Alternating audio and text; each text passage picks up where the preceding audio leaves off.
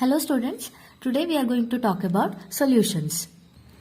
When we think of solutions, the first thing which comes to our mind is a substance dissolved in water.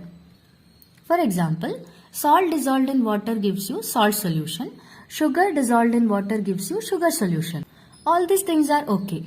But in addition to liquid state, we can also find solutions in gaseous state and solid state. Air is a mixture of so many gases. So, it is an example for gaseous solution. Similarly, alloys like steel, brass, etc. are homogeneous mixtures of two or more metals. So, they are considered as solid solutions. Therefore, solutions are homogeneous mixtures of two or more than two components.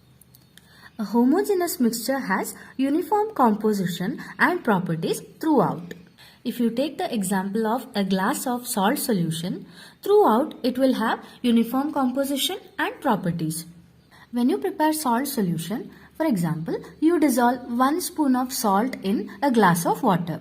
In that case, you are taking salt in small quantity and water in large quantity. Here, water can be called as solvent and salt is called as solute. In a solution, the component that is present in the largest quantity is called solvent.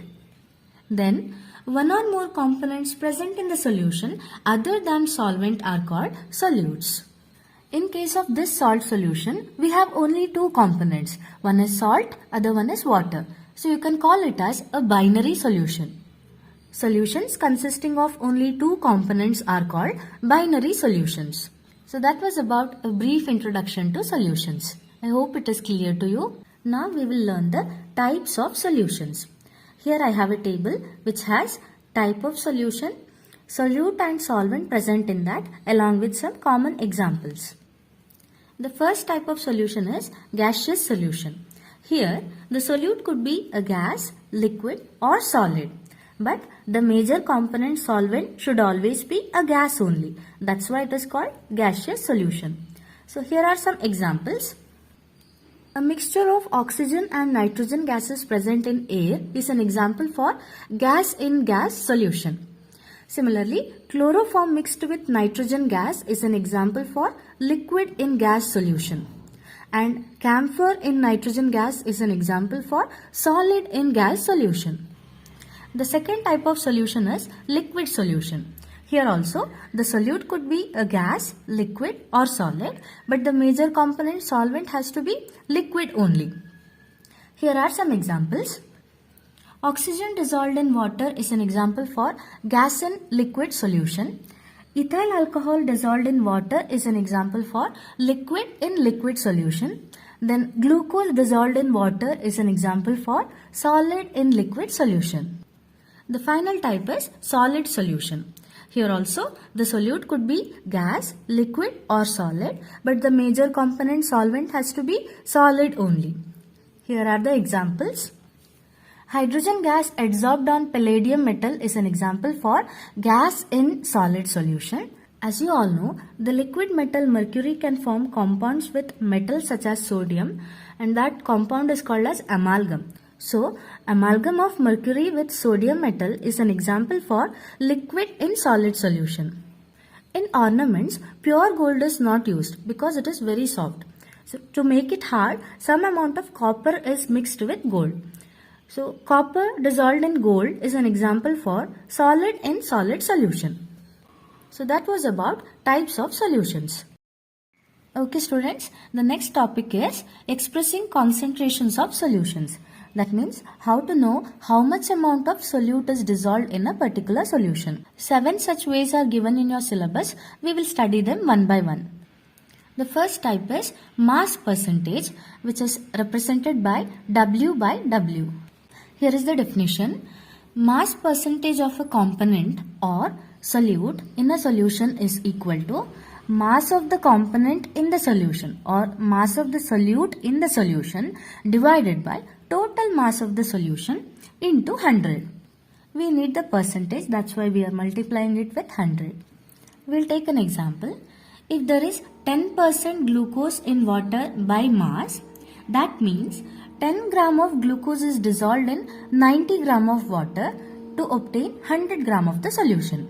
So in simple words, mass percentage is the mass of the solute dissolved in 100 gram of the solution. The second type is volume percentage, which is represented by V by V, volume by volume.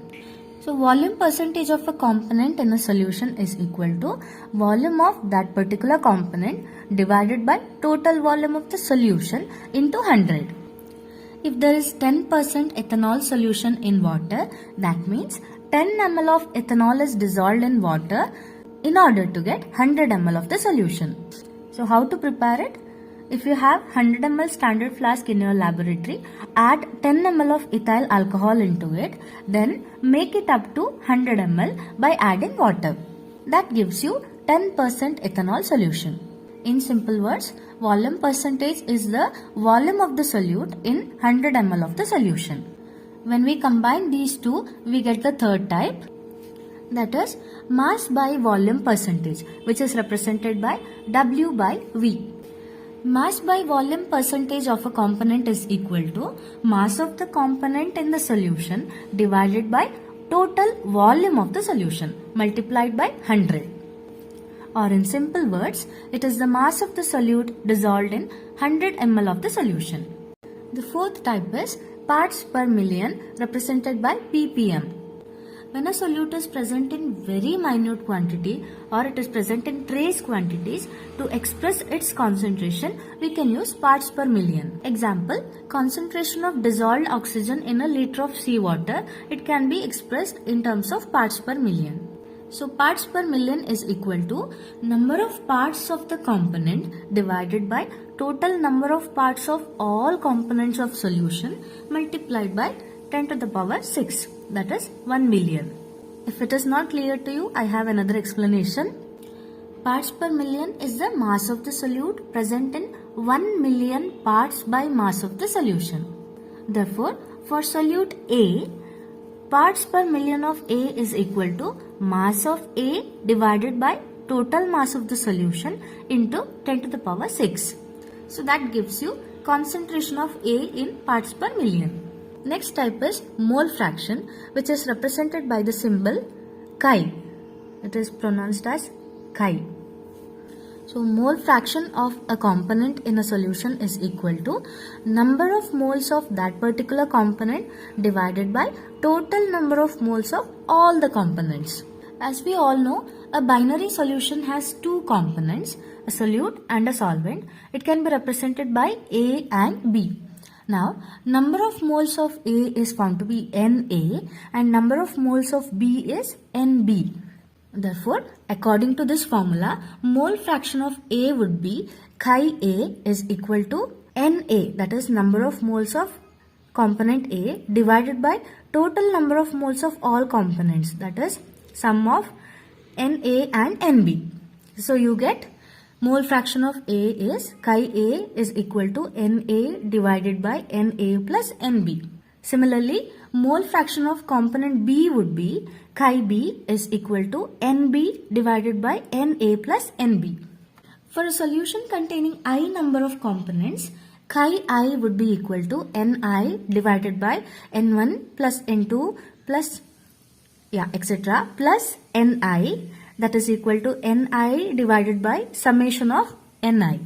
Now there is one important thing which you should all remember, that is sum of all mole fractions in a solution is always unity. That means it is always equal to 1. So in this binary solution we have two components. Here two mole fractions are there.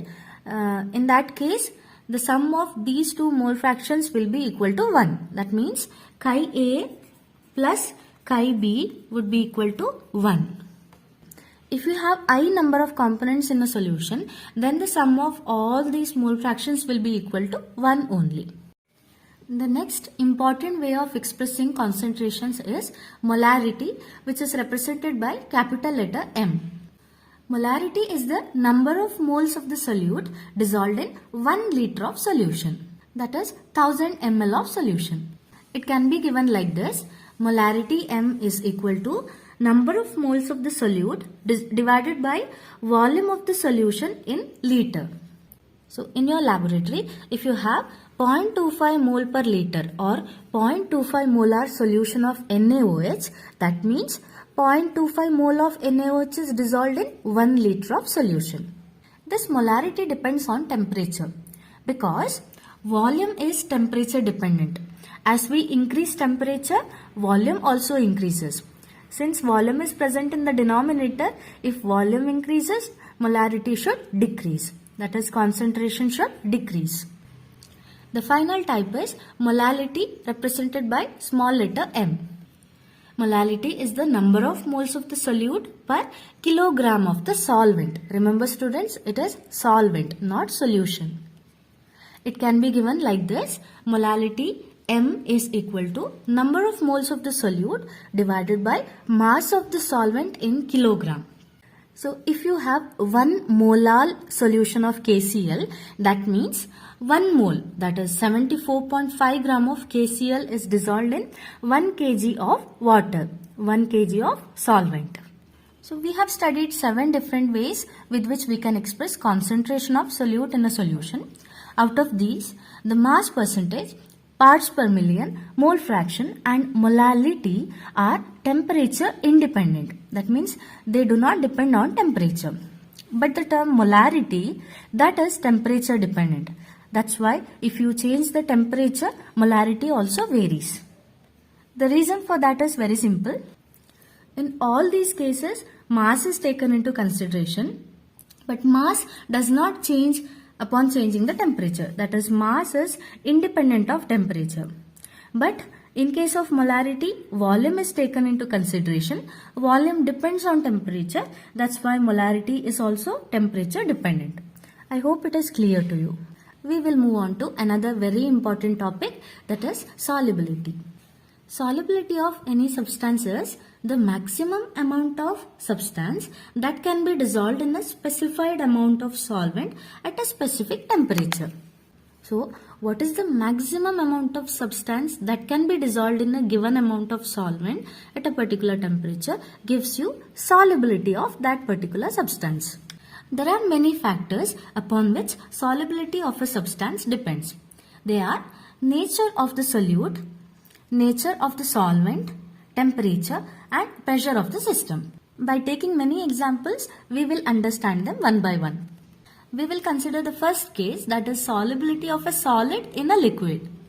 As we all know, a polar substance like sodium chloride or table salt dissolves readily in a polar solvent like water. But this sodium chloride cannot dissolve in an organic solvent or non-polar solvent such as benzene. Similarly, if you consider an organic compound naphthalene, it readily dissolves in benzene, but it cannot dissolve in water. So what is understood from this? A polar substance readily dissolves in polar solvent and a non-polar substance readily dissolves in non-polar solvent. Or in simple words, a solute dissolves in a solvent when the intermolecular interactions are similar. A polar solute and polar solvent has similar intermolecular interactions. Similarly, a non-polar solute and non-polar solvent has similar intermolecular interactions. That's why easy dissolution takes place.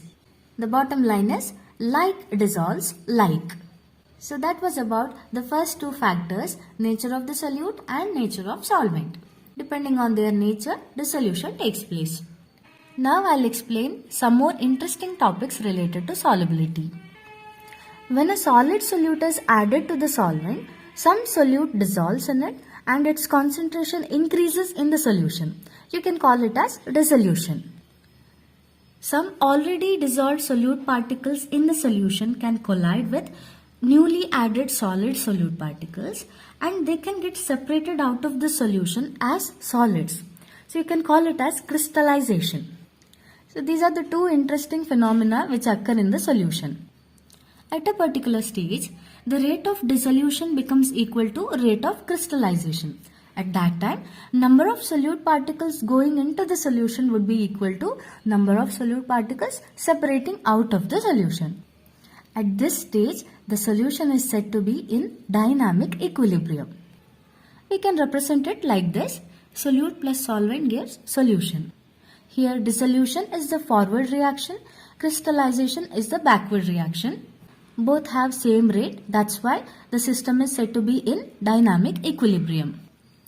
At equilibrium, the concentration of solute in the solution will remain constant under given temperature and pressure.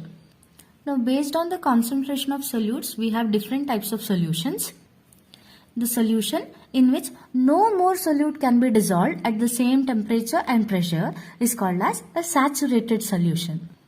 But a solution in which more solute can be dissolved at the same temperature can be called as unsaturated solution. So in saturated solution, it is not possible to dissolve further solutes. But in case of unsaturated solution, we can dissolve more solutes.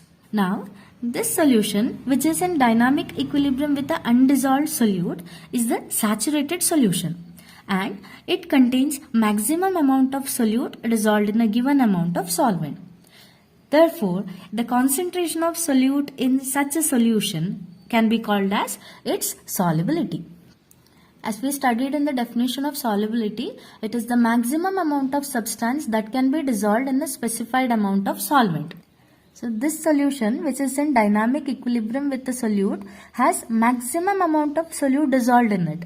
That's why you can call this concentration as solubility of that particular solute. So that was about the topic solubility. Coming back to factors affecting solubility of a substance, we have completed nature of the solute and nature of the solvent. The next factor is temperature. Now we will see what is the effect of temperature on solubility of a solute. Here we have the dynamic equilibrium. Solute plus solvent gives solution. The forward reaction is dissolution, backward reaction is crystallization. Here is the first case. If dissolution process is endothermic, that means when the solute dissolves in the solvent, if heat energy is absorbed by the system, that is, change in enthalpy is positive, then solubility should increase with rise in temperature. Since the process is endothermic, it is understood that dissolution of solute requires heat energy. In that case, when you supply temperature, what happens? It becomes a favorable situation. We are providing heat energy to the system. Using that temperature, solute can easily dissolve in solvent, producing solution. Therefore, solubility of the solute increases with rise in temperature when dissolution process is endothermic. Similarly, there can be certain solutes for which the dissolution process could be exothermic. That means when a solute dissolves in solvent, heat energy is liberated, released. Temperature of that system increases. That means enthalpy change is found to be negative. Then what happens? Then solubility should decrease with increase in the temperature. Why is it so? Yes, it is simple. The dissolution process itself is exothermic. When solute dissolves in solvent, it is releasing some energy, heat energy.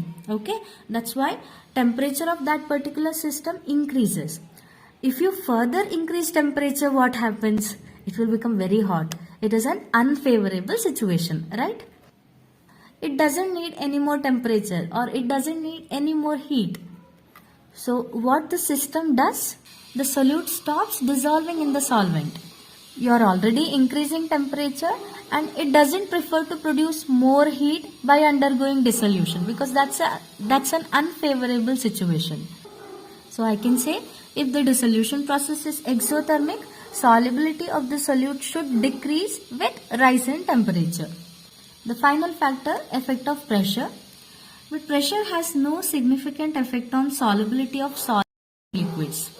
The reason being, solids and liquids are highly incompressible and they remain unaffected by change in pressure. So that was about factors affecting solubility of a solid in a liquid, which was our first case. That means we have a second case too. The second case is solubility of a gas in a liquid. So I have written the factors once again. Nature of solute, nature of solvent, temperature and pressure. These are the factors affecting solubility of a gas in a liquid. Here also, if the nature of solute and solvent are similar, easy dissolution can happen. Oxygen is only sparingly soluble in water. That means it is not readily soluble in water. Whereas HCl, hydrogen chloride, is highly soluble in water. What is the reason? HCl is again polar. That's why it is readily soluble in polar solvent water. But oxygen is not polar. Now we will see what is the effect of pressure on solubility of a gas in a liquid. Here we have two figures. We have two containers A and B. In the first figure, the lower part is solution and the upper part is actually empty. That means we can say gaseous system is present at a pressure P and temperature T. Now we can say this system is in dynamic equilibrium with each other. That is solution phase and gaseous phase. So you can say the rate of gaseous particles entering into the solution and leaving from the solution is same. So these gaseous particles can dissolve in the solution. Meantime, some gaseous particles present in the solution can escape out of the solution into this space. So they are in equilibrium with each other. Now what has happened in the figure B? The pressure over the solution phase is increased by compressing the gas to a smaller volume. So this is a piston upon which weight is kept. At that time it comes down. So the gaseous phase is compressed now. So pressure is increased. As you can see in the figure, these many gaseous molecules are present in this much volume. But in this case, as you have increased the pressure, what has happened? The number of gaseous particles per unit volume over the solution also increases. Therefore, I can say the rate at which gaseous particles strike the surface of the solution also increases. So, more gaseous particles enter the solution, and that's why solubility of the gas will increase until a new equilibrium is reached. Therefore, the conclusion is increase in the pressure increases the solubility of a gas in a solution. Based on this important factor, we can learn a new law called Henry's law. Now we will see what is meant by Henry's law. The partial pressure of a gas in the vapor phase P is proportional to mole fraction of the gas chi in the solution. What is partial pressure?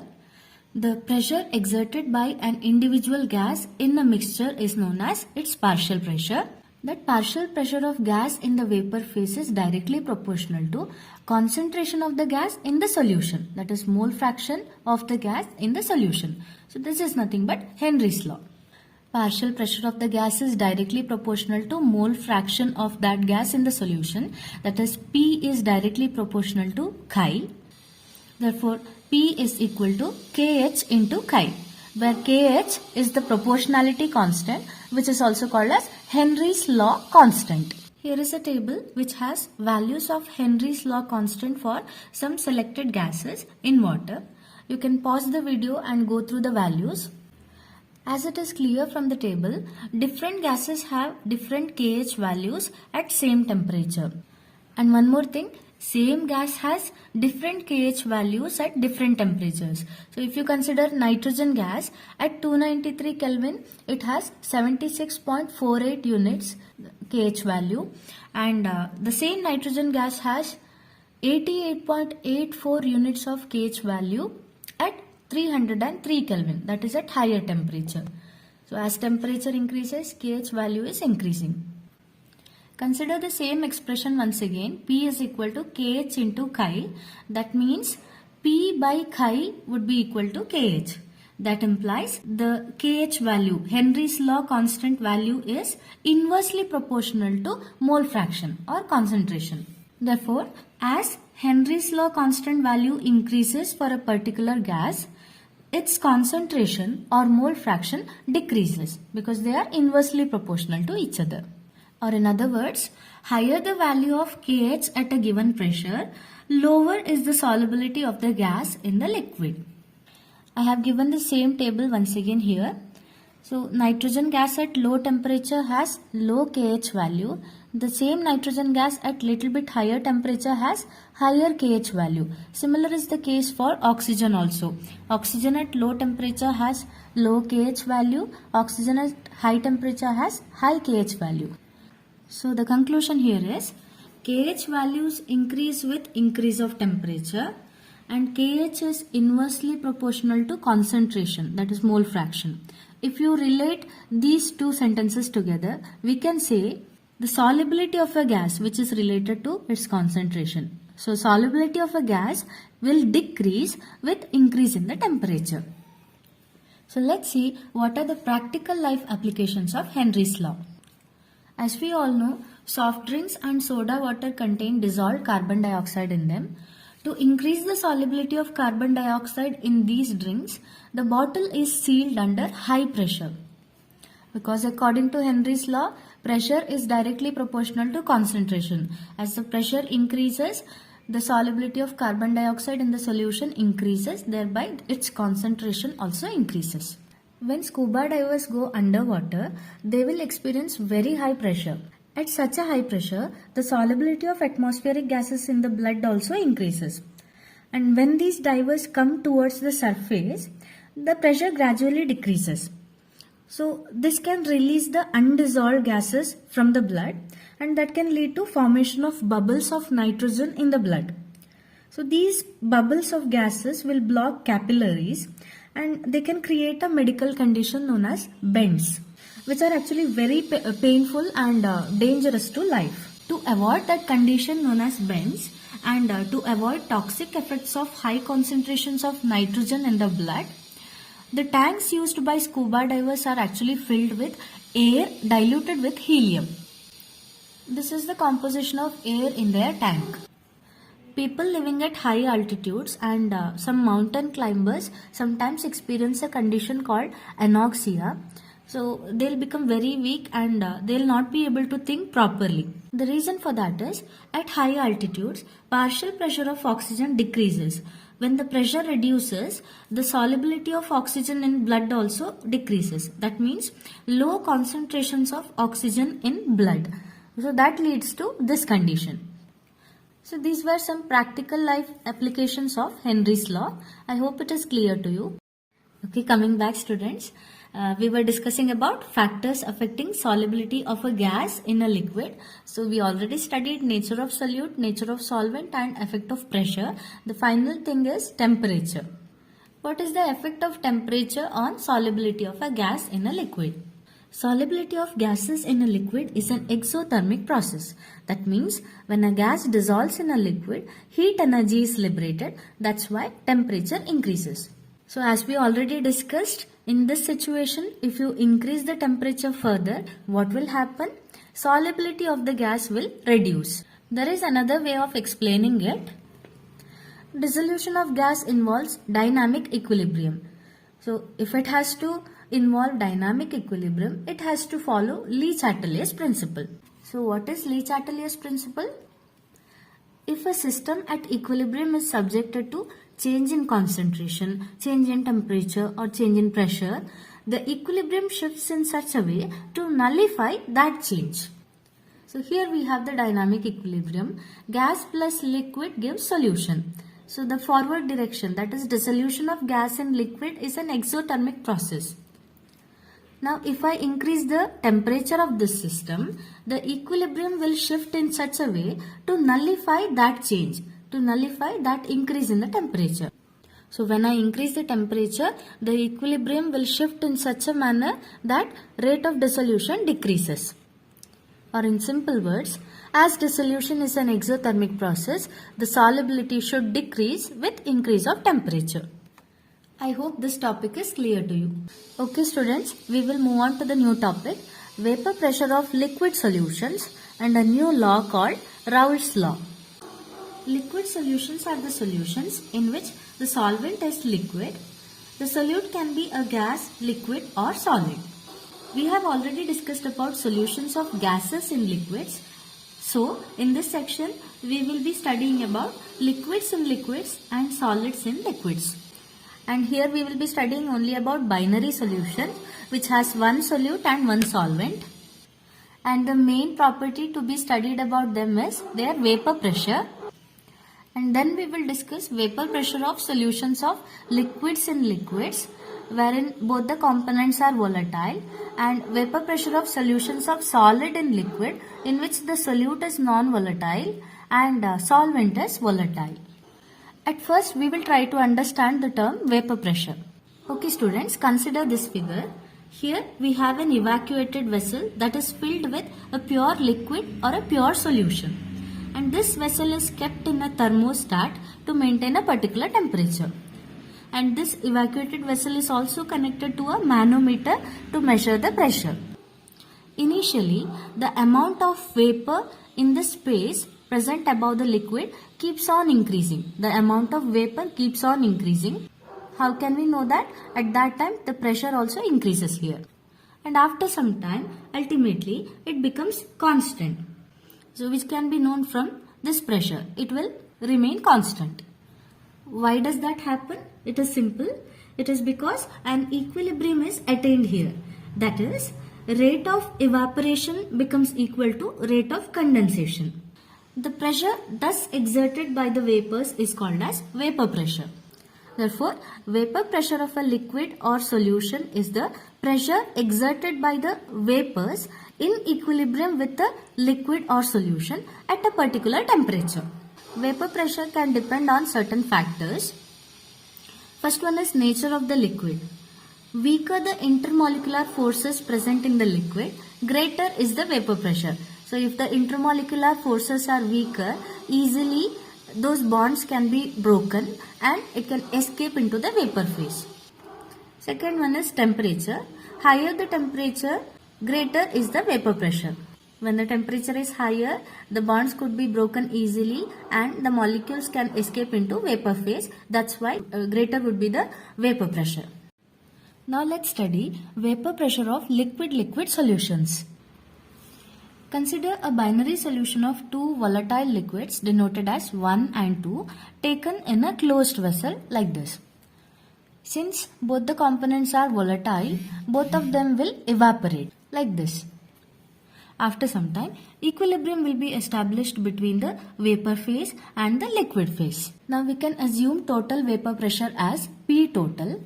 And the pressure exerted by component 1, that is partial vapor pressure of component 1 would be P1 and partial vapor pressure of component 2 would be P2.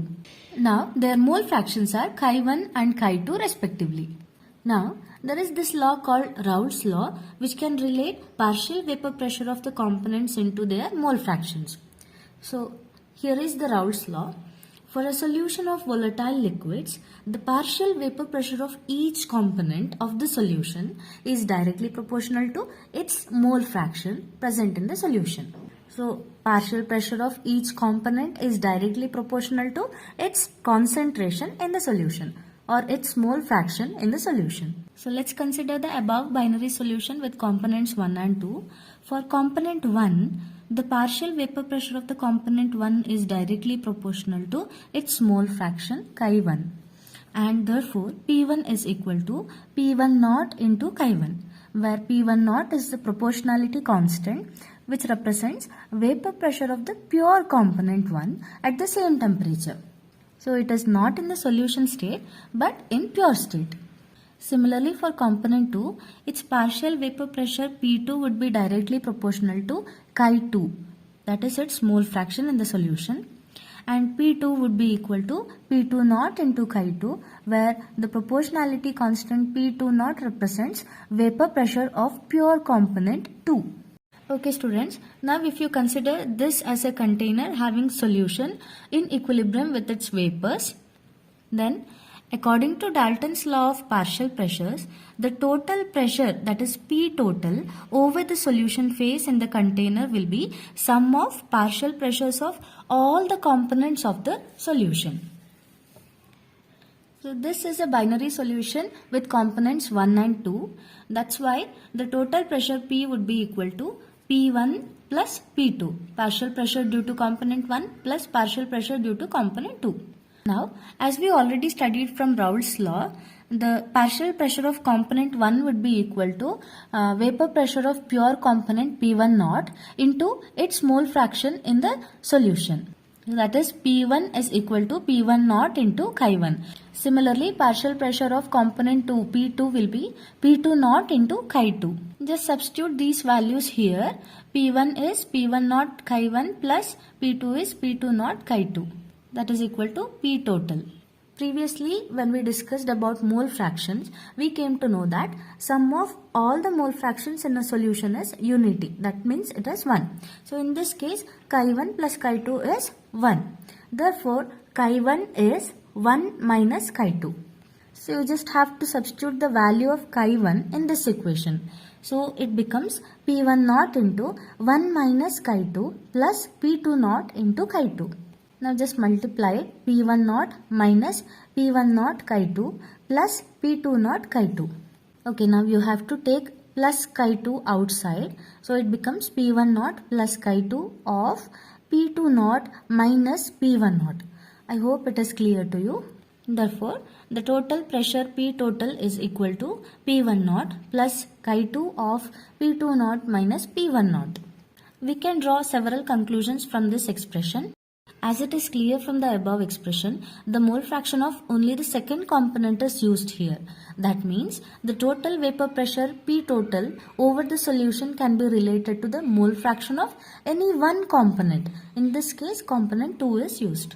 Then, total vapor pressure over the solution varies linearly with the mole fraction of the component 2. That means, as the mole fraction of component 2 increases, total vapor pressure over the solution also increases. Then, depending upon the vapor pressure of the pure components, total vapor pressure over the solution may increase or decrease with increase in the mole fraction of component 1. So, you will understand it with a graph, okay? Here is a plot of vapor pressure versus mole fraction for a solution at constant temperature. Let's analyze this graph little by little. At this point, Chi1 is 1 and Chi1 is equal to 0 at this point. That means for component 1, the mole fraction is maximum at this point and it keep on reducing and it reaches 0 here. So if you see the plot of vapor pressure versus mole fraction for component 1, this is the line number 1, okay? So what is happening here? It is facing downwards or it is sloping downwards. That means as the mole fraction decreases or as the concentration decreases, vapor pressure also decreases in this fashion. So that is line number 1. Now we will consider the plot for component 2. So at this point, the mole fraction of component 2 is 0, concentration is 0, and as we move from left to right, the concentration of component 2 increases and it reaches maximum here. So Chi2 0 till Chi2 equal to 1. So if we plot the graph of vapor pressure versus mole fraction for component 2, then we get a line which looks like this. So the second line. So what is happening here? As the concentration increases, the vapor pressure line is sloping upwards. That means as mole fraction increases, vapor pressure also increases.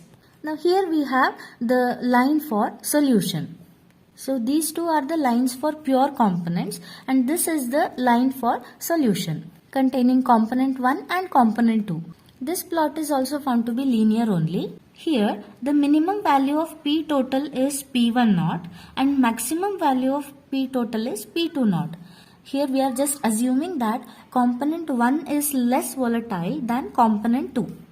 Vapor pressure of pure component 1 is lesser than vapor pressure of pure component 2. That's why the line is sloping slightly upwards towards component 2. So if we had a solution with component 1 more volatile than component 2, then in that case P1 naught would be greater than P2 naught and the graph would be something like this. So P1 naught will have maximum value, P2 naught will have minimum value. That's why the third point, depending on the vapor pressure of the pure components, total vapor pressure of the solution may increase or decrease with the increase in the mole fraction of component 1. Now, the composition of vapor phase in equilibrium with the solution can be calculated from partial pressures of the two components in the vapor phase. Let's assume that mole fraction of component 1 in the vapor phase is Y1 and mole fraction of component 2 in the vapor phase is Y2. Now similar to the mole fraction formula we studied earlier, the mole fraction Y1 would be equal to partial pressure of component 1 divided by total vapor pressure. So P1 by P1 plus P2 and Y2 would be equal to P2 by P1 plus P2. So in this case Y1 becomes equal to P1 by P total and in this case Y2 is equal to P2 by P total. So this implies that P1 is equal to Y1 into P total and P2 is equal to Y2 into P total. Or in general we can write for a system with I number of components, Pi will be equal to Yi into P total. So this is the general form.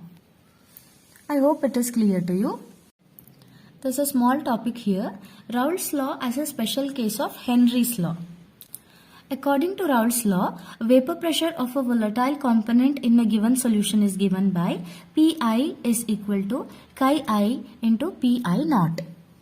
Now, for a solution of gas in liquid, the solute is so volatile that it exists as a gas. Now, we can give solubility of a gas in a liquid by Henry's law as we already studied.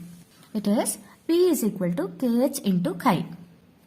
This is equation 1, Raoult's law is equation 1, Henry's law is equation 2. Now, if you compare equation 1 and 2, here also partial pressure is directly proportional to mole fraction.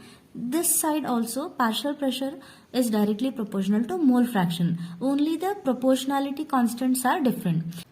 In the first case, the proportionality constant is vapor pressure of pure component and in this case the proportionality constant is nothing but Henry's law constant. So, partial pressure of the volatile component or the gas is directly proportional to its mole fraction in solution. So that is correct. Only the proportionality constant Kh differs from Pi naught. Therefore, we can say Raoult's law becomes a special case of Henry's law in which Kh becomes equal to P naught. So I hope it is clear to you. Till now we studied vapor pressure of liquid-liquid solutions. Now we will see vapor pressure of solutions of solids in liquids. For solutions of solids in liquids, the solute is always a solid that is considered to be non-volatile and the solvent is always a liquid. Example, sodium chloride dissolved in water, iodine dissolved in carbon disulfide, etc. Now we will see what will happen to vapor pressure of a liquid solvent when non-volatile solute is added to it. Effect of adding a non-volatile solute on vapor pressure of a liquid solvent. Okay students, consider these two pictures. In the first figure, we have a container filled with pure solvent and some of the solvent molecules have evaporated like this. And here on the liquid surface, we only have pure solvent molecules. In this case, the beaker is filled with solvent plus non-volatile solute. So in addition to solvent molecules, we also have some solute molecules here. So some of the solute particles occupy the position of the solvent molecules on the liquid surface. So in addition to solvent molecules, we also have some solute particles in between. That will reduce the escaping tendency of the solvent molecules into the vapor phase. As it is evident from the picture, in this case when there is only pure solvent, more number of solvent molecules are present above the liquid, but in this case after adding the solute, there are less number of solvent molecules present. Therefore here vapor pressure of the solvent reduces. Now the decrease in the vapor pressure of the solvent depends on the quantity of non-volatile solute present in the solution. It just depends on the number of particles, not on the nature of the solute.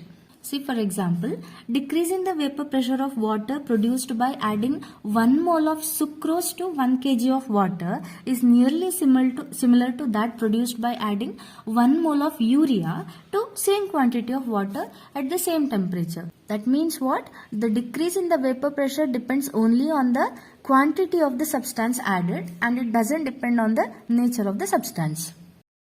So again, according to Raoult's law, for any solution, the partial vapor pressure of each volatile component in the solution is directly proportional to its mole fraction. Consider a binary solution. Here, the solvent is denoted by 1 and solute is denoted by 2.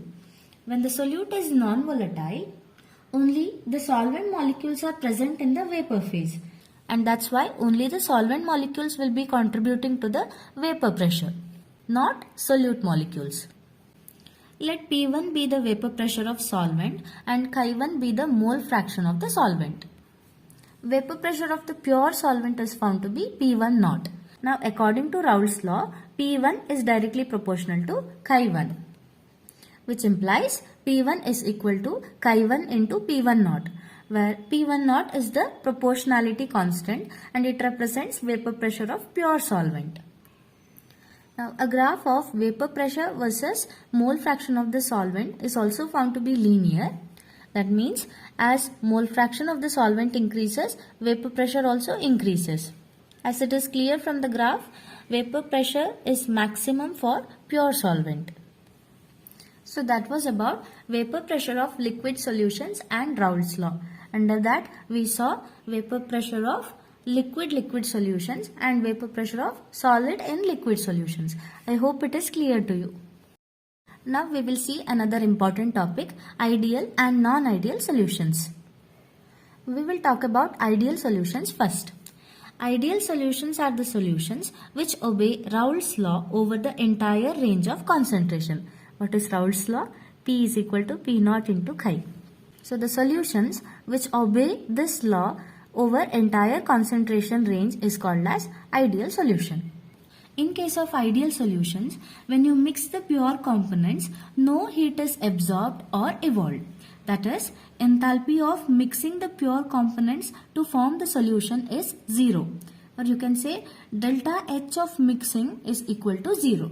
Similarly, the volume of the solution would be equal to sum of volumes of two components. So if you have two components with volumes V1 and V2, then upon mixing these two components, the total volume of the solution will be sum of V1 and V2. So Vt will be V1 plus V2 only. There won't be any change in the volume. That is, the volume of mixing is found to be 0, or delta V mix is found to be 0. Now we will see the reason for ideal behavior by some solutions at the molecular level. Molecular level explanation of ideal behavior. Yeah, consider a binary solution with two components A and B. In these pure components, the intermolecular attractive forces will be of the type AA and BB respectively. When you mix these two components together, you get a binary solution. In that binary solution, in addition to AA and BB interactions, we can also find interactions between A and B. That is, AB type of interaction can also be seen. Now, when the intermolecular attractive forces between AA and BB are nearly equal to AB, ideal solution is formed. But again, perfectly ideal behavior is rare. Still, there are some solutions which show nearly ideal behavior. So, examples of solutions with nearly ideal behavior are solutions of N-hexane and N-heptane, solutions of bromoethane and chloroethane, solution of benzene and toluene. Previously, we saw a plot of vapor pressure and mole fraction. So, if the solution is ideal, if it behaves in an ideal manner, the graph should be something like this.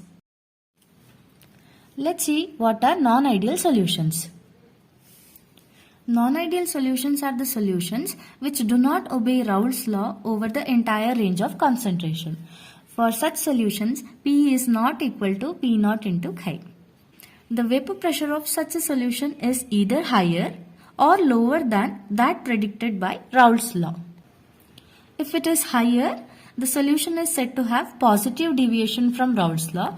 If it is lower, it is said to have negative deviation from Raoult's law. We will study about solutions showing positive deviation from Raoult's law. To get this solution, we mix two components A and B. So in the solution, in addition to the AA and BB interactions, we can also find AB interactions. If these AB interactions are weaker than AA or BB, we can expect positive deviation from Raoult's law. But how? Here, AB interactions are weaker. That means attraction between solute and solvent is weaker than those between solute-solute and solvent-solvent.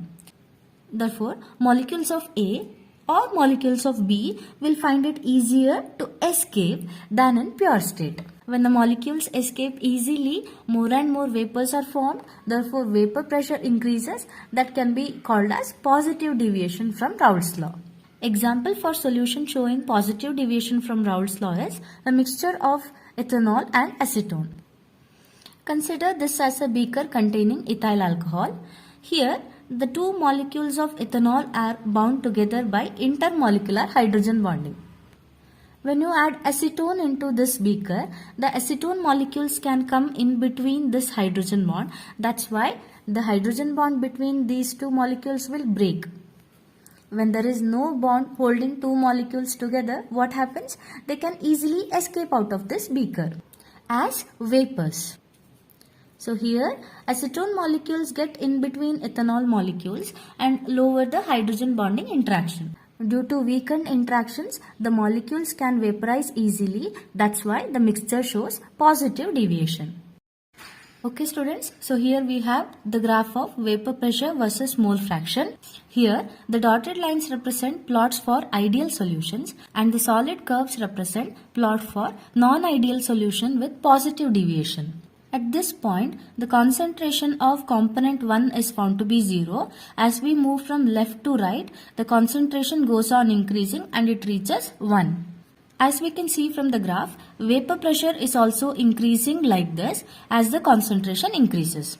Now at this point, the concentration of component 2 is 0 and it is increasing from right to left like this. Here concentration of component 2 is maximum. So, as concentration increases, the vapor pressure also increases in this fashion. This curve is for vapor pressure of the solution, which is obtained by mixing component 1 and component 2. Here is the maximum vapor pressure and here is the minimum vapor pressure. It is obtained by assuming that the component 1 is less volatile when compared to component 2. Now we will discuss about solutions showing negative deviations from Raoult's law. In these solutions, the AB interactions, that means the solute-solvent interactions are stronger than AA interactions or BB interactions. Therefore, the forces of attractions in the solution state are more stronger than pure components. When the interactions are stronger, it gets really difficult for the components to escape out easily. That leads to decrease in the vapor pressure, which means negative deviation. Example for such a system is mixture of phenol and aniline. When you mix phenol and aniline together, there will be strong intermolecular hydrogen bonding between phenolic proton and lone pair of electron on the nitrogen of aniline. Since this bond is very strong, it gets really difficult for the components to evaporate into vapor phase. That's why vapor pressure decreases.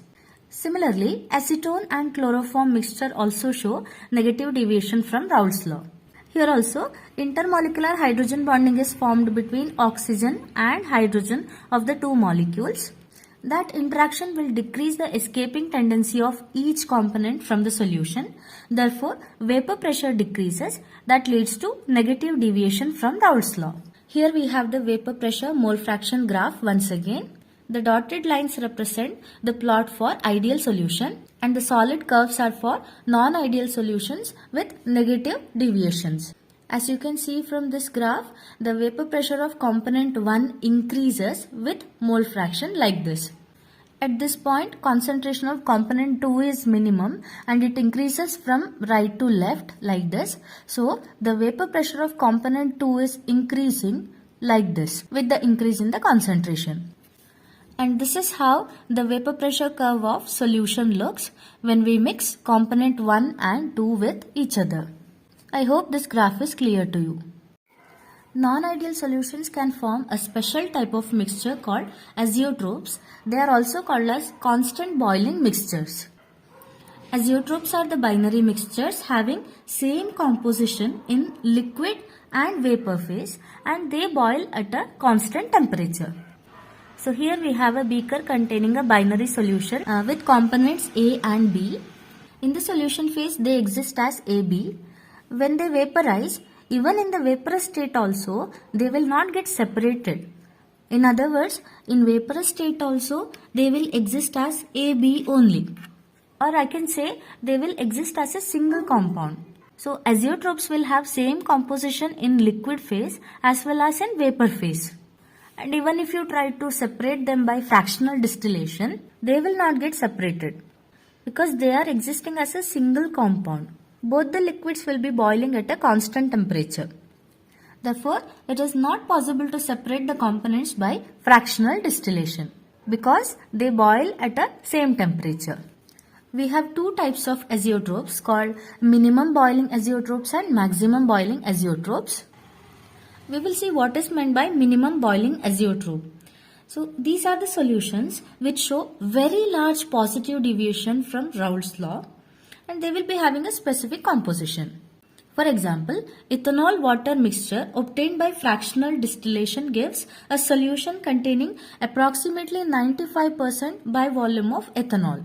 So when this mixture has 95 ml of ethanol and remaining amount of water, it forms minimum boiling azeotrope.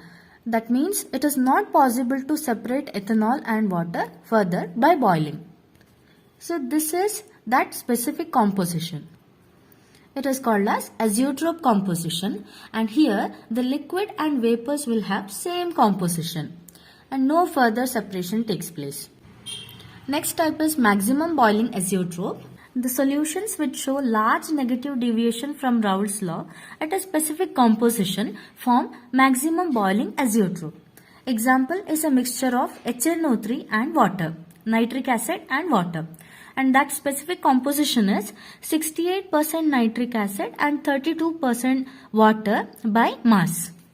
And this mixture boils at a constant temperature of 393.5 Kelvin.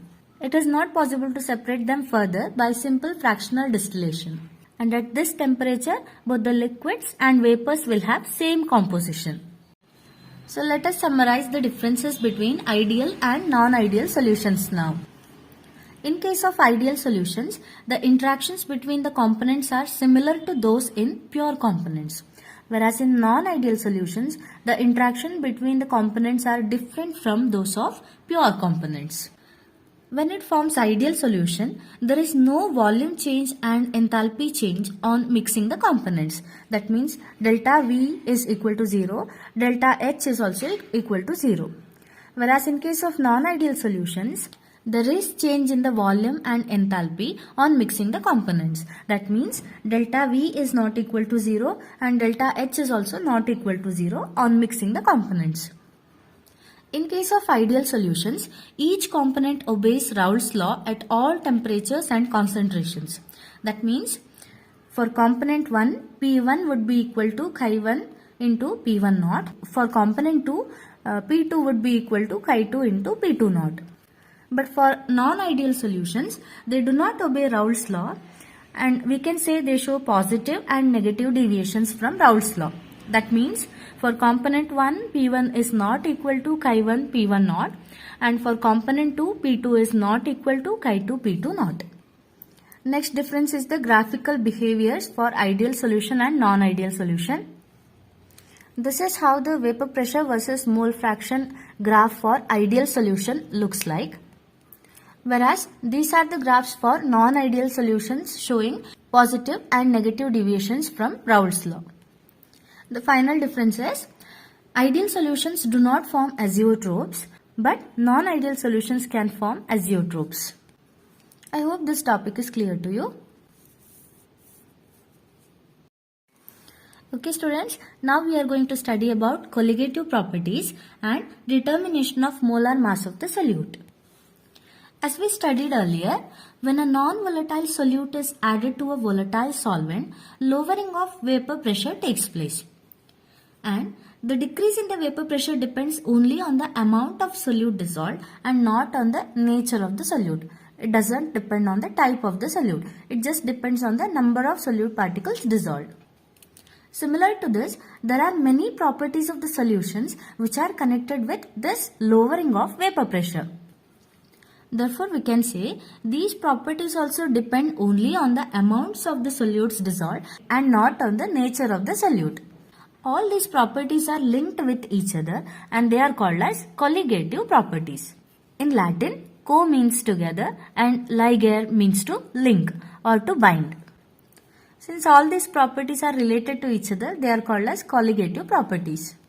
So, those properties of ideal solutions which depend only on the number of particles of the solute dissolved in a definite amount of solvent and do not depend on the nature of the solute are called colligative properties.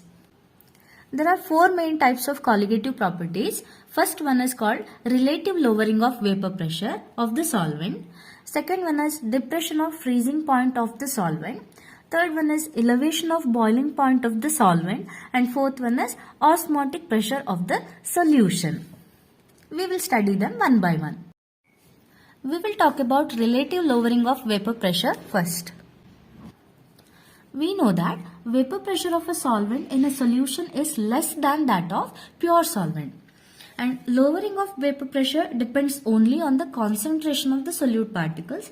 That means how much amount of solute is dissolved, and it is independent of their identity. That means lowering of vapor pressure does not depend on nature of the solute. It just depends on amount of solute particles. Now, what is the effect of adding a solid, non-volatile solid, on lowering of vapor pressure? It can be known from general definition of Raoult's law. So from Raoult's law, it is possible to know the effect of adding a solid on the lowering of vapor pressure. So we have Raoult's law, P is equal to chi into P naught. So vapor pressure of the solvent in the solution is equal to mole fraction of the solvent in the solution into vapor pressure of pure solvent. You can consider this as equation 1. This is nothing but Raoult's law. As it is very evident, when the solute is non-volatile, it will not get vaporized or it will not get evaporated. Therefore, it will not contribute to the total vapor pressure of the solution. Therefore, we can say vapor pressure of the solution will be the vapor pressure due to solvent in the solution only, not because of solute, only solvent. That is, vapor pressure of the solution is completely equal to vapor pressure of the solvent in the solution. You can consider this as equation 2. Now combine equation 1 and 2. Here left hand side is equal to right hand side. Both are same. Vapor pressure of solvent in the solution only. So when we combine these two things together, we get vapor pressure of the solution is equal to mole fraction of the solvent in the solution multiplied by vapor pressure of the pure solvent. You can consider this as equation 3. Or in terms of symbol, PS, that is vapor pressure of solution, is equal to mole fraction of solvent, that is chi 1, into vapor pressure of pure solvent, P naught. So PS is the vapor pressure of solution, P naught is vapor pressure of pure solvent. Or I can write PS divided by P naught is equal to chi 1. You can consider this as equation 4. Again, PS is equal to chi 1 into P naught, which implies the vapor pressure of solution PS is directly proportional to mole fraction of the solvent, where P naught is the proportionality constant. So if you plot a graph of vapor pressure of the solution versus mole fraction of the solvent, again you will be getting a linear plot only. Vapor pressure will increase with the increase in the mole fraction. The maximum point will be the vapor pressure of purest solvent. The slope of this line tan theta would be equal to P naught, which represents vapor pressure of pure solvent. Now, if the solution has N2 moles of solute dissolved in N1 moles of the solvent, mole fraction of the solvent in the solution chi 1 would be equal to number of moles of solvent, that is N1, divided by total number of moles, that is N1 plus N2. So chi 1 will be equal to N1 by N1 plus N2. We have to substitute this value in equation 4, that is PS by P naught equal to chi 1. Substitute the value of chi 1 here.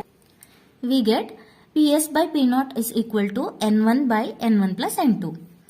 Now we have to subtract both the sides from 1. So we get 1 minus PS by P naught is equal to 1 minus N1 by N1 plus N2. If you simplify this, we get P naught minus Ps by P naught is equal to N1 plus N2 minus N1 divided by N1 plus N2. What is that? N1 will get cancelled with each other. So we get N2 by N1 plus N2. So here the P naught minus Ps term will represent lowering of vapor pressure, and P naught minus Ps by P naught, this term is called as relative lowering of vapor pressure. And here N2 by N1 plus N2 represents the mole fraction of solute in the solution. So relative lowering of vapor pressure depends on the concentration or mole fraction of solute in the solution. I have written the same thing here. The relative lowering of vapor pressure of a solution containing a non-volatile solute is equal to mole fraction of solute in the solution. In the above equation, N1 and N2 are the number of moles of solvent and solute respectively present in the solution. And for very dilute solutions, concentration of the solute would be very less when compared to concentration of solvent. Correct? No? Therefore, N2 is very less compared to N1. That's why neglecting N2 in the denominator, we will have P naught minus Ps by P naught equal to N2 by N1. We know that number of moles N of a substance is equal to weight of that substance divided by its molecular weight. So N is equal to W by M. Therefore, here N2 would be W2 by M2 and N1 would be W1 by M1. So we have to substitute those values here. We get P naught minus Ps by P naught is equal to W2 by M2 divided by W1 by M1. This M2 comes to the denominator and this M1 goes to the numerator. So we get P naught minus Ps by P naught is equal to W2 M1 divided by M2 into W1. Here W1 and W2 are the masses of solvent and solute respectively, and M1 and M2 are molar masses of the solvent and solute respectively. So it is clear from this expression that if W2 gram of the non-volatile solute is dissolved in W1 gram of the solvent, and vapor pressure of the pure solvent P naught and that of the solution Ps are measured experimentally, then by knowing the molecular mass of the solvent M1, that of solute, that is M2, molecular weight of solute, can be easily calculated. So this is how the colligative property relative lowering of vapor pressure is used to calculate molecular weight of solute. Next colligative property is called elevation of boiling point. So what is meant by boiling point of a liquid? The boiling point of a liquid is the temperature at which the vapor pressure of the liquid becomes equal to atmospheric pressure. Boiling point of water is 100 degrees Celsius or 373 Kelvin. Why is it so? Because at that temperature, vapor pressure of water becomes equal to atmospheric pressure, that is 1 atmosphere or 1.013 bar. So this temperature is called as boiling point of a liquid. Boiling point of a solution is always higher than boiling point of the pure solvent, and this increase is called as elevation in boiling point, or that difference between boiling point of pure solvent and solution is called as elevation in boiling point. We will see the reason for elevation in boiling point now. As we know, vapor pressure increases with increase in the temperature. And also, we have already studied vapor pressure of the solution is lower than that of pure solvent. Therefore, the solution has to be heated more to make the vapor pressure equal to atmospheric pressure. That's why boiling point of the solution is more when compared to boiling point of pure solvent. Here is a graph of vapor pressure versus temperature. The curve AB represents the plot for solvent. As it is clear, as temperature increases, vapor pressure of the solvent also increases in this manner. And at one point or at a particular temperature, the vapor pressure of solvent becomes equal to atmospheric pressure, and that temperature is TB naught, that is boiling point of this pure solvent. Now the curve CD represents plot for solution. Here also vapor pressure is increasing with increase in the temperature. Since vapor pressure of pure solvent is always greater than that of solution, the curve for solution lies below that of solvent. Here also, as temperature increases, the vapor pressure is increasing like this, and the temperature at which vapor pressure of the solution becomes equal to atmospheric pressure is called boiling point of the solution, and it is represented by the symbol TB. As it is clear from this graph, boiling point of the solution is greater than boiling point of pure solvent, and this difference is called as delta TB or elevation in boiling point. So let TB naught be the boiling point of pure solvent and TB be the boiling point of solution. So increase in the boiling point delta TB is TB minus TB naught. So this delta TB is called as elevation of boiling point. It is found experimentally that for dilute solutions, the elevation of boiling point delta TB is directly proportional to molar concentration of the solute in a solution. Molality. So delta TB is directly proportional to molality. It is represented by small letter m. Molality is the number of moles of solute dissolved in 1 kg of the solvent, as we discussed earlier. So this equation implies that delta TB is equal to Kb into m. So Kb is the proportionality constant here.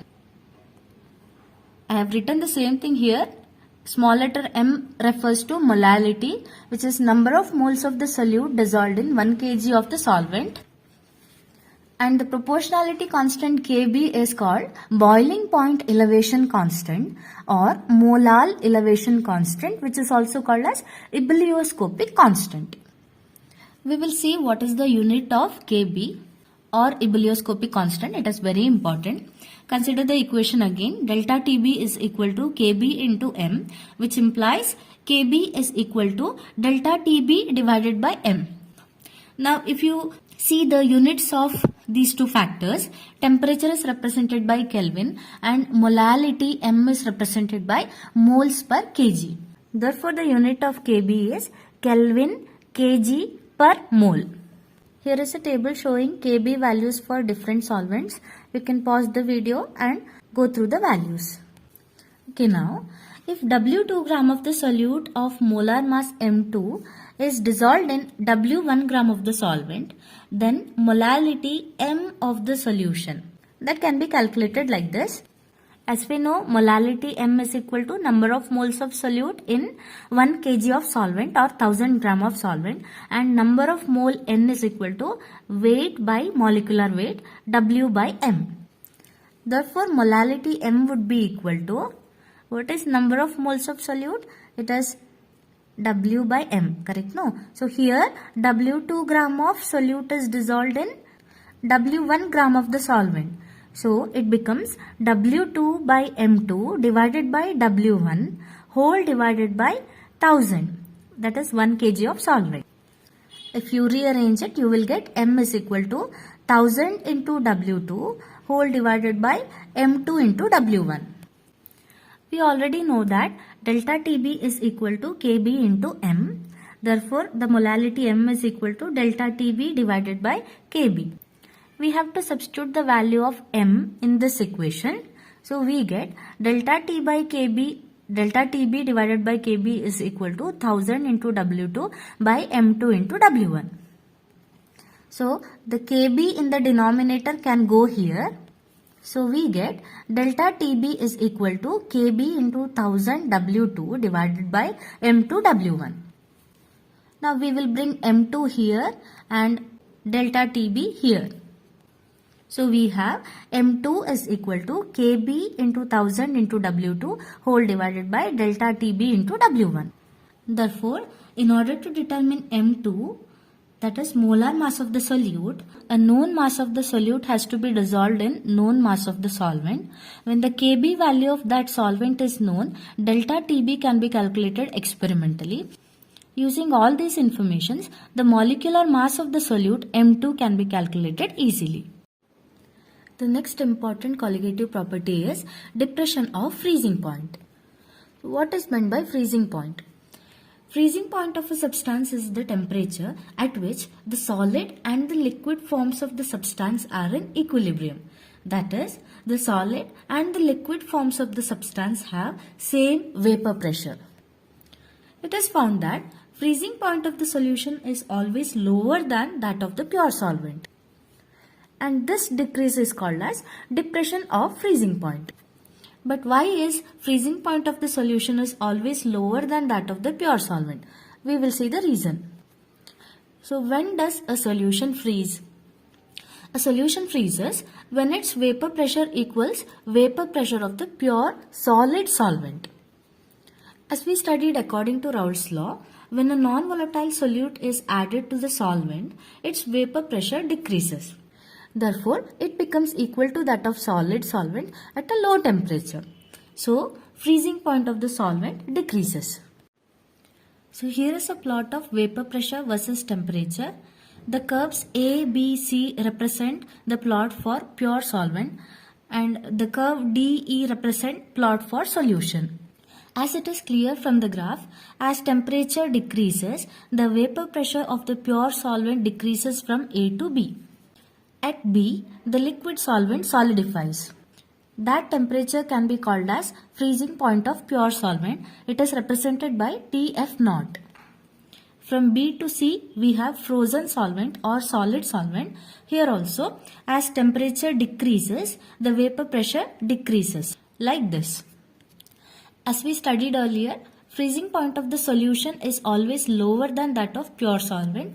So, the curve for solution lies below that of solvent or pure solvent. Here also, as temperature decreases, the vapor pressure of the solution goes on decreasing. At point E, the solution freezes and the temperature corresponding to that point is called as freezing point of solution. It is represented by Tf. So it is clear that freezing point of pure solvent is higher than freezing point of solution. So let Tf0 be the freezing point of pure solvent and Tf be the freezing point of solution, that is when a non-volatile solute is added to it. Now this decrease in the freezing point, which is represented by the symbol delta Tf, is equal to Tf0 minus Tf, that is freezing point of pure solvent minus freezing point of solution. This delta Tf is known as depression in freezing point. For very dilute solutions, it is found that delta Tf is directly proportional to molality M of the solution. So we can write delta Tf is directly proportional to M, or in other words, delta Tf is equal to Kf into M, that is molality. Here, the proportionality constant Kf is called as freezing point depression constant or molar depression constant, which is also called as cryoscopic constant. And the value of Kf depends on the nature of the solvent. This table represents Kf values of different solvents at their freezing points. You can pause the video and go through the values. Now we will see the unit of Kf or cryoscopic constant. So we have the formula depression in freezing point delta Tf is equal to Kf into M. That means the cryoscopic constant Kf is equal to delta Tf divided by molality. So we will put the units for these factors here. Temperature is measured in Kelvin and the molality is nothing but number of moles of the solute dissolved in 1 kg of the solvent. So the unit is mole per kg.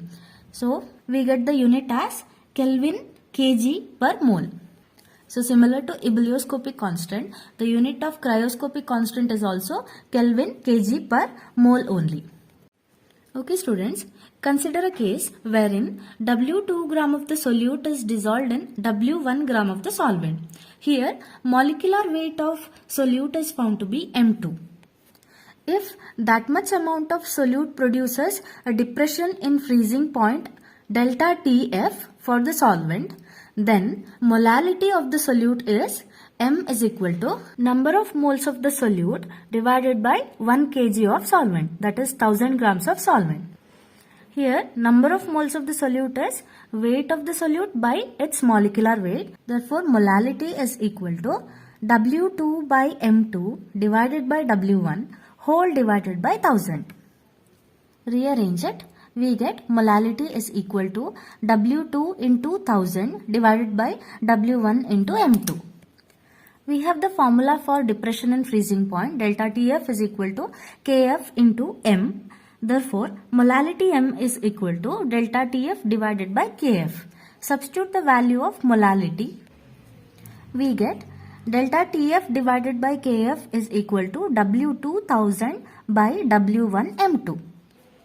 Now, if you bring the Kf to this side, we get delta TF is equal to Kf into W2 into 1000 divided by W1 into M2. Or M2 will be equal to Kf W2 into 1000 divided by delta TF into W1. Therefore, in order to determine the molar mass of the solute, we should know the quantities W1, W2 and delta TF along with the molar freezing point depression constant, that is Kf. I hope this is clear to you. So we have two constants Kf and Kb, that is freezing point depression constant and boiling point elevation constant. Both these constants depend upon the nature of the solvent. The values of these constants can be obtained from the following expressions. So freezing point depression constant Kf is equal to R into M1 into Tf square divided by 1000 into delta H of fusion. Similarly, we have expression for Kb. Kb is equal to R into M1 into Tb square divided by 1000 into delta H of vaporization. In these equations, R represents gas constant and M1 represents molar mass of the solvent, and here Tf represents freezing point of pure solvent, and here Tb represents boiling point of pure solvent. Both are in Kelvin. Now this term refers to enthalpy of fusion of solvent and this term refers to enthalpy of vaporization of the solvent. That is about Kf and Kb. Now we will study the final colligative property, under that osmosis and osmotic pressure. When we prepare mango pickles, we put the raw mangoes in salt solution. That results in shrinking of raw mangoes. Similarly, if we keep wilted flowers in fresh water, they again become fresh. One thing is common in all this, that is, these substances are bound by membranes. So the membranes may be of animal origin or vegetable origin, and we can also produce these membranes artificially, that is by synthetic methods. Examples for naturally occurring membranes are pig's bladder or parchment. Cellophane is a synthetically produced membrane. So these membranes are continuous sheets or continuous films with very small holes, that is submicroscopic holes or pores. These membranes only allow passage of small solvent molecules like water. But passage of bigger molecules like solute is hindered here. It is not allowed. Now such membranes which only allow certain molecules to pass through are called as semi-permeable membranes. Consider this figure. Here we have two containers. This container is filled with solution and this container is filled with pure solvent, and these two systems are separated by a semi-permeable membrane. Now, solvent molecules will flow through the membrane from pure solvent to the solution. This process of flow of solvent is called as osmosis. Therefore, the spontaneous flow of solvent molecules from the solvent to the solution or from a less concentrated solution to a more concentrated solution through a semi-permeable membrane is called as osmosis. Now, this flow will continue until an equilibrium is reached between them. Okay students, now this flow of the solvent from its side to the solution side across a semi-permeable membrane can be stopped if you apply some extra pressure on the solution, and this pressure is called as osmotic pressure of the solution. Therefore, the pressure that just stops the flow of the solvent is called osmotic pressure of the solution. This osmotic pressure depends on the concentration of the solution. That's why again it is a colligative property. So again, the osmotic pressure is the excess pressure that must be applied to a solution to prevent osmosis. or it is the pressure that must be applied to the solution to stop movement of solvent molecules through semi-permeable membrane to the solution. It is found experimentally that for dilute solutions, osmotic pressure is proportional to molarity C of the solution at a given temperature T.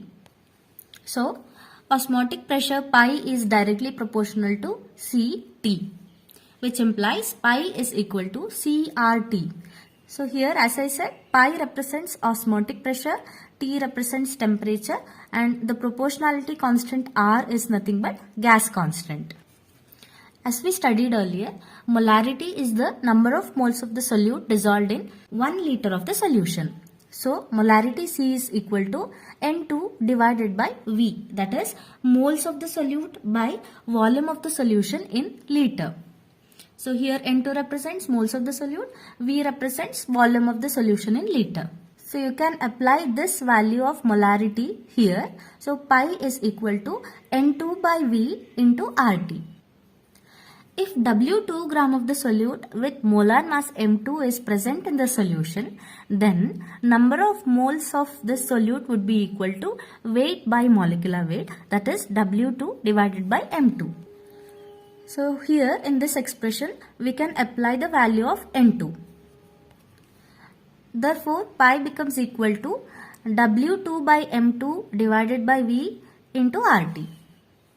Or I can write pi is equal to W2 RT divided by M2 V. So let's bring V here. We get pi V is equal to W2 RT divided by M2. Or what is the molecular weight of the solute? M2 would be equal to W2 RT divided by pi V. In this way, molecular weight of the solute can be calculated from colligative property osmotic pressure of the solution. Or in other words, by knowing the quantities W2, T, pi and V, we can calculate the molar mass of the solute. I hope it is clear to you. Now we will see the uses or advantages of osmotic pressure. Osmotic pressure is used to determine molar masses of proteins, polymers and other macromolecules. One more advantage is that it can be determined at room temperature itself. And in this osmotic pressure method, molarity of the solution is taken into consideration and its magnitude is larger even for very dilute solutions when compared to other colligative properties. Since this method is done at room temperature, it is particularly useful for biomolecules as biomolecules are unstable at high temperatures. And one more thing is these polymers have poor solubility also. So these are the uses or advantages of osmotic pressure method. We have a small topic under osmosis. It is isotonic solutions. Two solutions having same osmotic pressure at a given temperature can be called as isotonic solutions. When such solutions are separated by a semi-permeable membrane, no osmosis takes place. For example, osmotic pressure of fluid inside the blood cell is equivalent to that of 0.9% weight by volume of sodium chloride solution. This solution is called as normal saline solution. Since the osmotic pressures are similar, it is safe to inject this saline solution intravenously. Now, if you keep the blood cells in a saline solution which has concentration more than 0.9%, then water will flow out of the cells. That means these cells will shrink. So, such a solution is called as hypertonic solution. And if you keep the blood cells in a saline solution which has concentration less than 0.9%, then water will flow into the cells. So, that leads to swelling of the cells. Such a solution is called as hypotonic solution. I hope the terms isotonic, hypertonic and hypotonic solutions are clear to you. Here are some common examples for osmosis. When you prepare mango pickle, the raw mangoes are kept in salt water. That leads to shrinking of mangoes. That's an example for osmosis. So what is happening there? Water moves from the cells of raw mango into concentrated salt solution. That is nothing but osmosis. Movement of solvent from low concentration to high concentration. Similarly, as we discussed earlier, the wilted flower when kept in fresh water becomes fresh again. Similarly, water movement from soil to plant, etc. are examples of osmosis. There is another topic called reverse osmosis, which is widely used in water purification. So when a pressure larger than osmotic pressure is applied to the solution side, pure solvent flows out of the solution through the semi-permeable membrane. This is called as reverse osmosis. So this technique, as I said, it has great practical uses. For example, in desalination of seawater, in removing salt from seawater, it is used. That means to get pure water from seawater, reverse osmosis technique is used.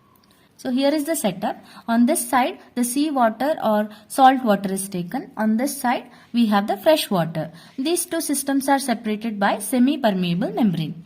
Now, when you apply a pressure that is larger than osmotic pressure to this salt water, the pure solvent, that is pure water, will move from seawater to fresh water through this semi-permeable membrane.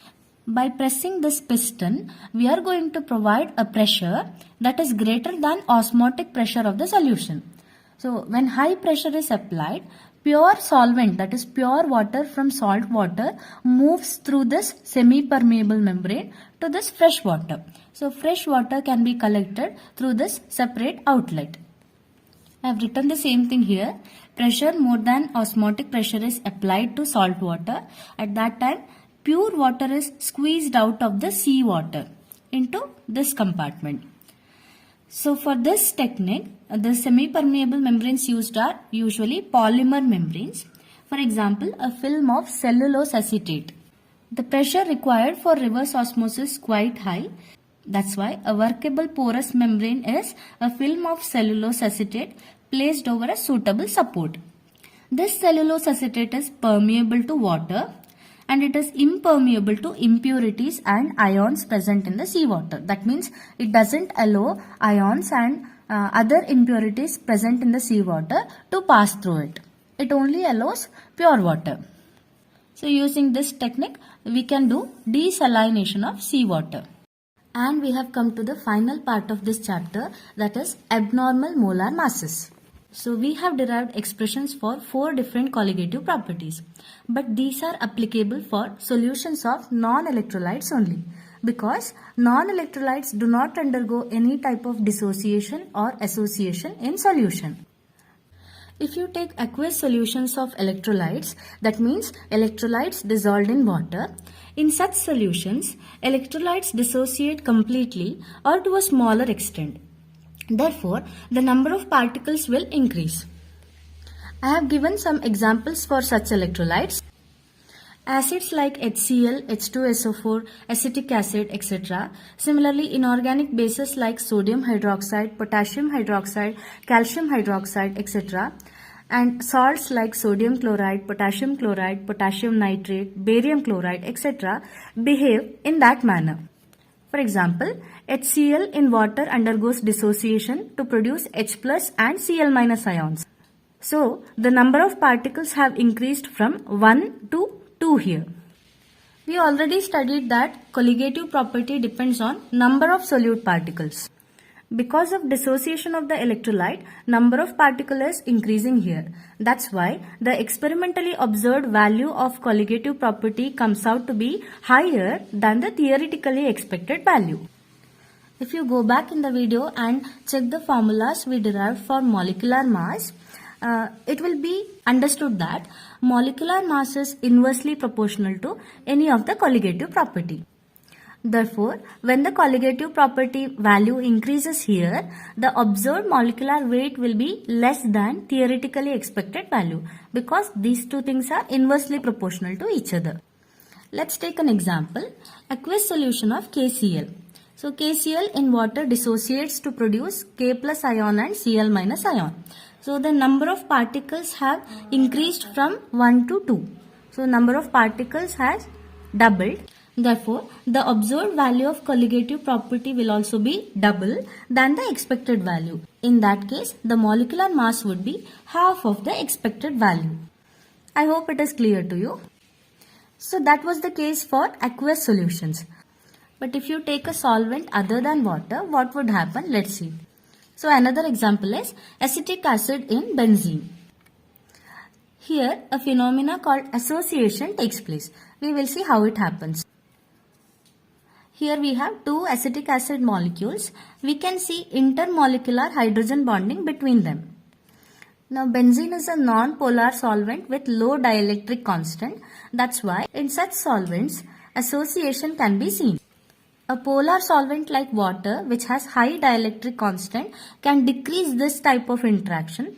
That's why association doesn't take place in water. But in this case, since benzene is non-polar and it has low dielectric constant, it will not reduce the intermolecular hydrogen bonding between acetic acid molecules. So, after association, the number of particles have decreased. I have given the same thing here. Because of association, number of particles in the solution decreases. Therefore, the experimentally observed colligative property value would be lower. And since molecular mass and colligative property are inversely proportional to each other, in this case, the molecular mass will be higher than the expected value. Now one thing you should remember here, if at all the process of association were complete, then the observed value of colligative property will be half and the molecular mass will be double than expected value.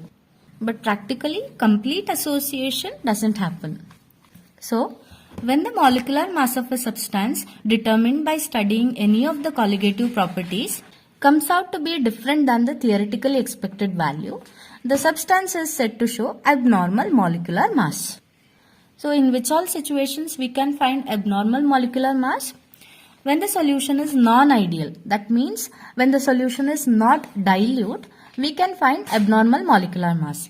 Similarly, when the solute undergoes association in the solution or when the solute undergoes dissociation in the solution, we can find abnormal molecular mass. To calculate the extent of association or dissociation, a scientist named Van't Hoff gave a factor which is called as Van't Hoff factor, that is represented by letter I. So this Van't Hoff factor is the ratio of experimental value of the colligative property to the calculated value of the colligative property. And that is, the Van't Hoff factor I is equal to experimental value of the colligative property divided by calculated value of the colligative property when the solution behaves ideally. Or I is equal to observed value of the colligative property divided by normal value of the same property.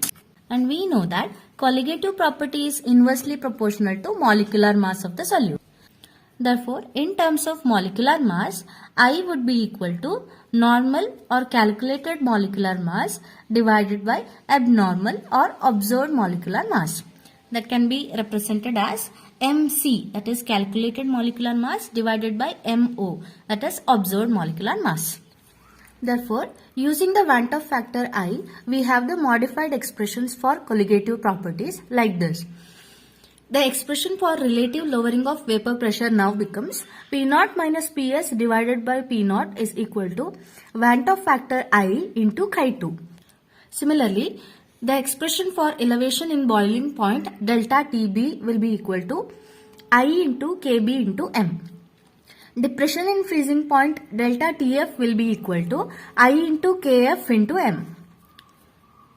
Osmotic pressure pi would be equal to I into N by V into RT. I hope it is clear to you. Here is the summary of what we studied till now. Initially we saw the introductory terms related to solutions. Then we saw types of solutions. After that we saw various ways of expressing concentrations of solutions. Then we studied the topic of solubility. Under that, factors affecting solubility of solid in liquid and that of gas in liquid. Under that, we studied Henry's law. Then we saw the topic of vapor pressure of liquid solutions. Under that, we studied vapor pressure of liquid in liquid solution. There we saw Raoult's law along with the graphical representation. And we studied a small topic, that is Raoult's law as a special case of Henry's law. After that, we studied vapor pressure of solid in liquid type of solutions. Then came ideal and non-ideal solutions along with the graphical representations. Under non-ideal solution, we also studied about azeotropes. Then came the important topic colligative properties and determination of molar mass of the solute using colligative properties. Under that we studied 4 types: relative lowering of vapor pressure, elevation of boiling point, depression of freezing point, and osmotic pressure. After that we studied about reverse osmosis and finally about abnormal molar masses. So that was about this chapter solutions, and I hope all topics are clear to you. Thank you so much for watching.